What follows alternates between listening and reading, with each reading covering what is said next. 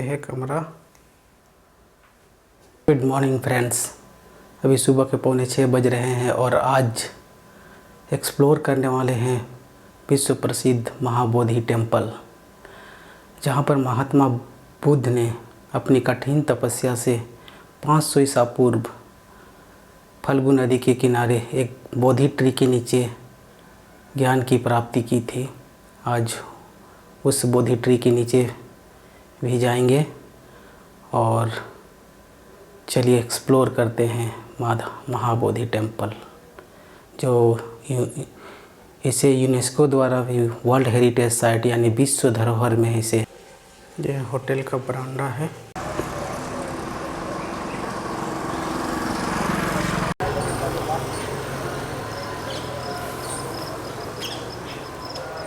यहाँ जूता कैमरा के लिए चार्ज है यहाँ पर 100 रुपीज़।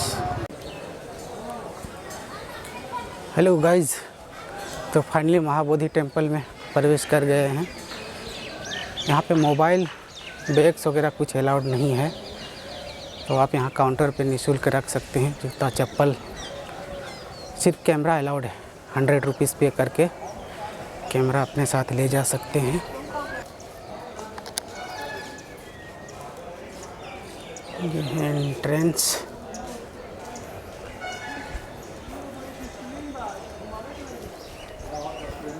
यहाँ से जेंट्स और लेडीज़ के दोनों का अलग अलग यहाँ से लाइन है। एक सिक्योरिटी चेक मिला, ये दूसरा सिक्योरिटी चेक है। Mahabodhi temple control room.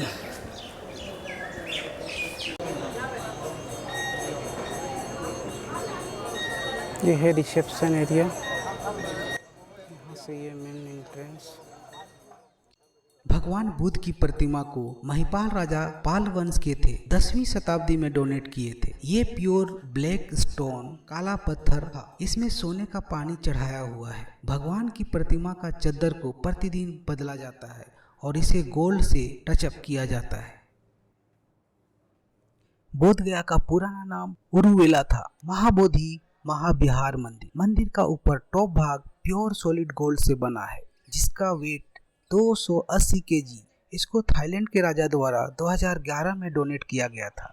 यह प्राचीन इतिहास मंदिर है। 3rd सेंचुरी में 30 फीट सम्राट अशोक ने बनवाया था। 150 फीट समुद्रगुप्ता 4th सेंचुरी में बनाया था।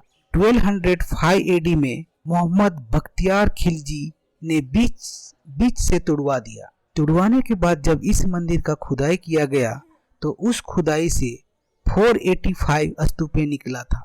पहले स्तूपों और भगवान बुद्ध के पदचिन्ह का पूजा होता था, मूर्ति का पूजा नहीं होता था।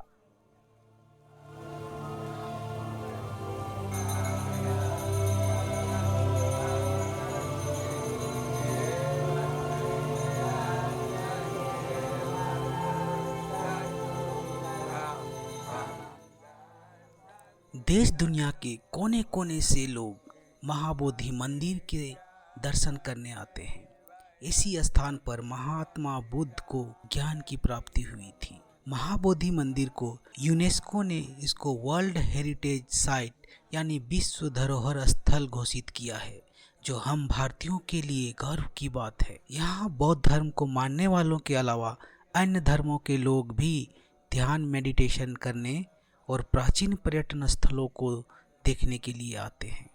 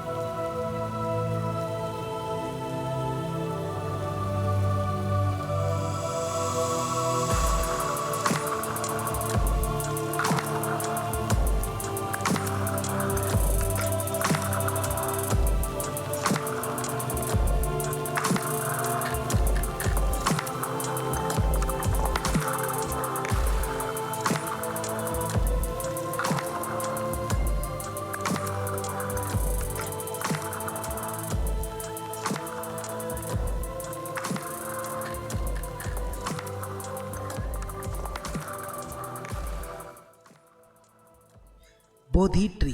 बोधि ट्री का ये 4th जनरेशन है। फर्स्ट जनरेशन को अशोक की पत्नी चित्रा ने कटवा दी थी। वो बौद्ध धर्म को नहीं मानती थी, वो जैन धर्म मानती थी।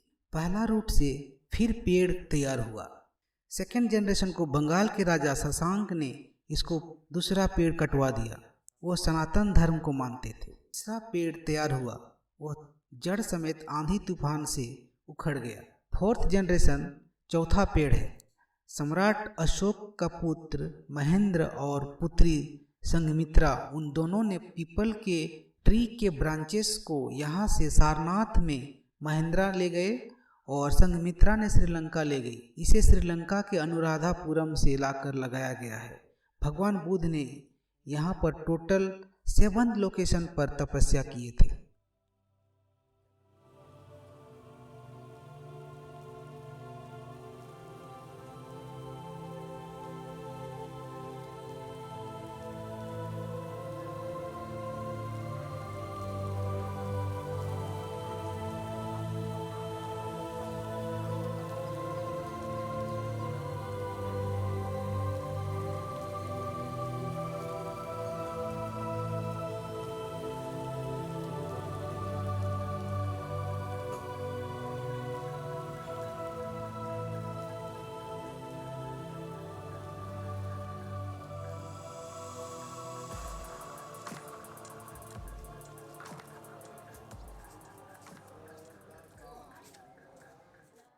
भगवान बुद्ध ने यहाँ पर 7 लोकेशन पर तपस्या किए थे 7th वीक तक। उसके बाद सारनाथ चले गए। उनको फर्स्ट वीक में ही महाबोधि वृक्ष के नीचे ज्ञान प्राप्त हो गई थी।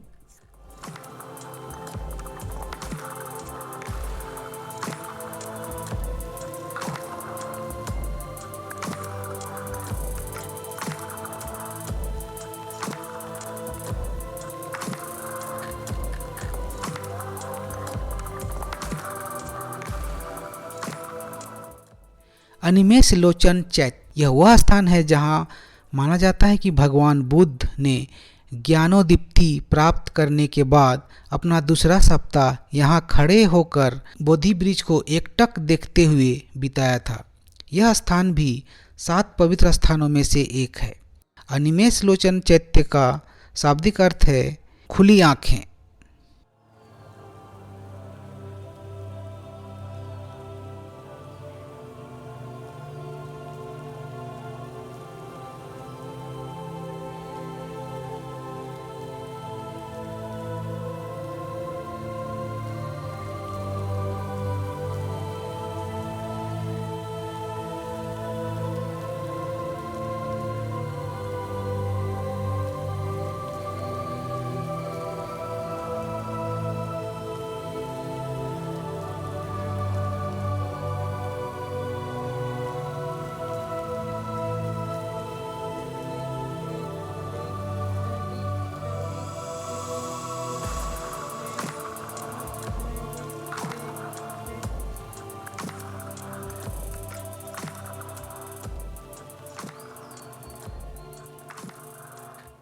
रतनगढ़ को ज्वेल हाउस भी कहा जाता है और यह माना जाता है कि भगवान बुद्ध ने अपने ध्यान का चौथा सप्ताह बिताया। कहा जाता है कि इस दौरान उनके शरीर से 5 रंगों की किरण निकली, जिसे पंचशील भी कहा जाता है।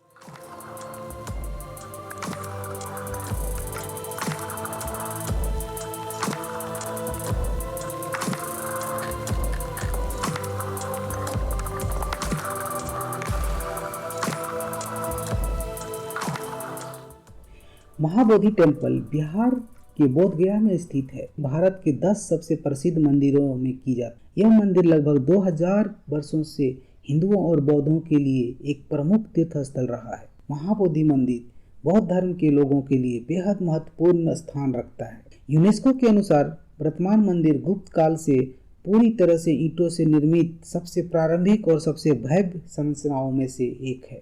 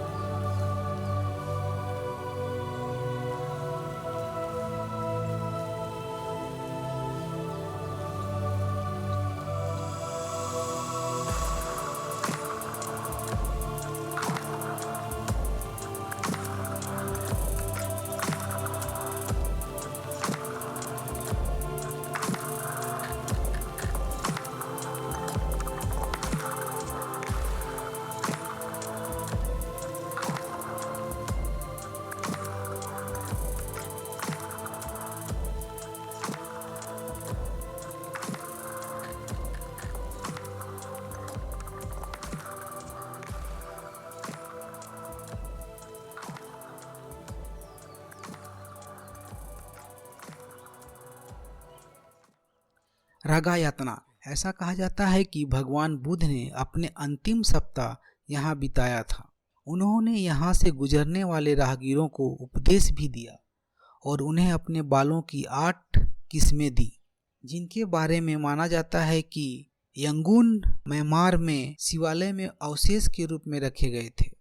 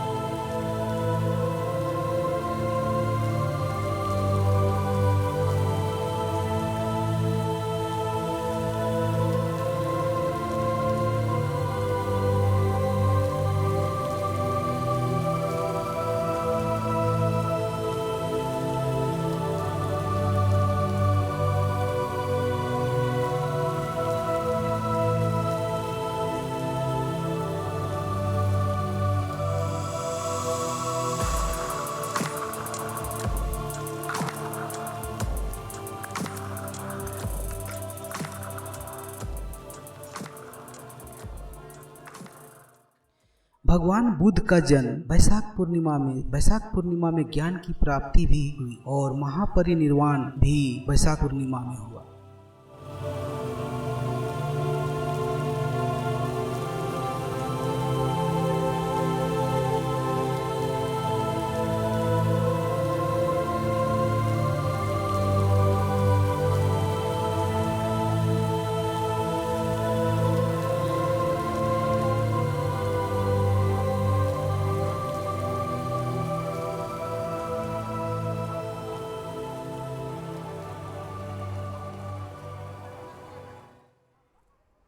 चक्रमन, यह उनके प्रबोधन के बाद तीसरे सप्ताह में भगवान बुद्ध के ध्यानपूर्ण अवतरण का पवित्र स्थल है। ऐसा माना जाता है कि भगवान बुद्ध ने यहाँ जहाँ भी कदम रखा वहाँ कमल खिल गए। उस फुटप्रिंट पर 3rd सेंचुरी में सम्राट अशोक ने वहाँ पर कमल फूलों के प्रतीकों को वाली संरचना बनवाई। 1205 एडी में मोहम्मद खिलजी ने तुड़वा दिया। अभी भी टूटे हुए पदचिन्ह को रखा गया है।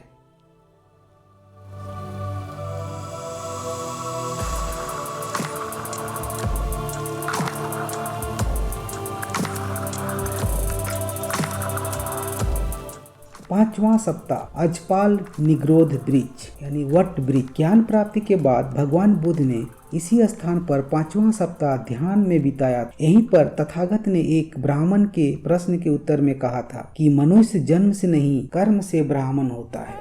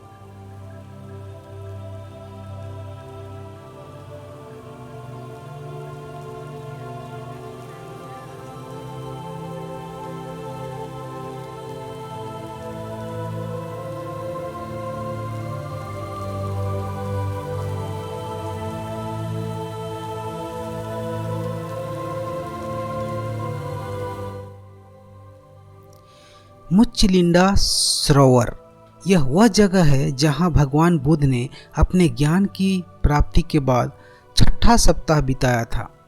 ऐसा कहा जाता है कि जैसे ही बुद्ध ने यहाँ ध्यान लगाया, तेज बारिश होने लगी जिसमें वह पूरी तरह से भीग गए। झील के सर्प राजा, जिसे मुच्चिलिंडा कहा जाता है, ने उनकी रक्षा की। भगवान बुद्ध के सिर पर अपना फन फैला दिया। आज इसके सिर के ऊपर सांप का फन के साथ बुद्ध की प्रतिमा भी है।